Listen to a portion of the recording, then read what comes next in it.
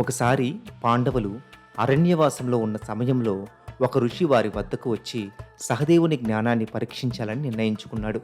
ఋషి సహదేవుని వద్దకు వచ్చి, ఓ సహదేవ, నీవు జ్యోతిష్యం, శాస్త్రాలు, భవిష్యత్తు గురించి గొప్ప జ్ఞానం కలిగిన వాడివని విన్నాను.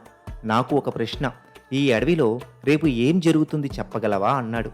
వెంటనే సహదేవుడు కళ్ళు మూసుకొని తన జ్ఞానంతో భవిష్యత్తును గమనించాడు.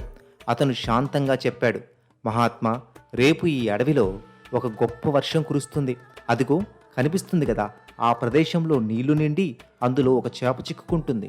ఆ చేపను ఒక గద్ద గమనించి దాన్ని తినడానికి దిగుతుంది. కానీ ఆ గద్దను ఒక వేటగాడు బాణంతో కొడతాడు అంటాడు. వెంటనే ఋషి నవ్వి, సహదేవ, నీవు చాలా వివరంగా చెప్పావు, కానీ ఇది నిజమైతే నీ జ్ఞానం నిజంగా గొప్పదని నమ్ముతానని చెప్పి వెళ్ళిపోతాడు. మరుసటి రోజు ఋషి ఆ అడవికి తిరిగి వస్తాడు. అతను చూసిన దృశ్యం అతన్ని ఆశ్చర్యపరుస్తుంది. సహదేవుడు చెప్పినట్లుగానే వర్షం కురుస్తుంది. ఆ ప్రదేశంలో చేప చిక్కుకుంటుంది. గద్ద దాన్ని తినడానికి వస్తుంది. వేటగాడు గద్దను బాణంతో కొడతాడు. ఋషి సహదేవుని వద్దకు వచ్చి, సహదేవ, నీ జ్ఞానం నిజంగా అసాధారణం.